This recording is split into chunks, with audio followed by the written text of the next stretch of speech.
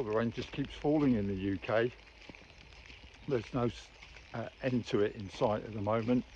I thought this morning was going to be dry, if not a bit damp and a bit gloomy, and I set my mind over breakfast that I was going to go out and walk, but as I stepped out the back door, it quite clearly was a bit heavier than I imagined. And that's been the theme over the last few weeks, really, almost as far back as I can remember in terms of the immediate past, that we've had rain every day. And as a photographer, it's probably the one thing that I find it really difficult to deal with. I kind of like the atmosphere, which is why I've come out anyway this morning, but in terms of taking photographs, the idea of getting my kit soaked through it is just not acceptable to me.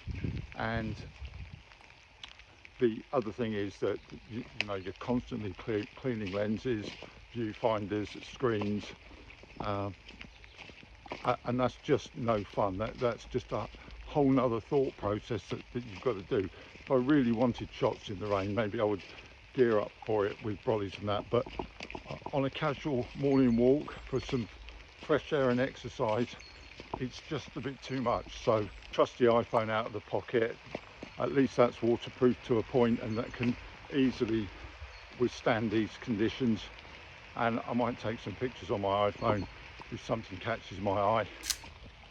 Like a lot of photographers, I plan my shoots in terms of taking trips out, the time required to travel to a location, and to explore it if it's somewhere that's unfamiliar to me or new to me.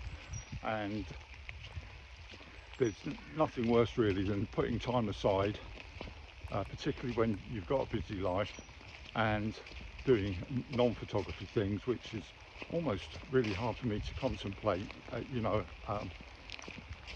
I love spending time doing the photography, but if you put, say, 4 hours aside and you arrive on a location and it's pouring with rain, and it really thwarts you,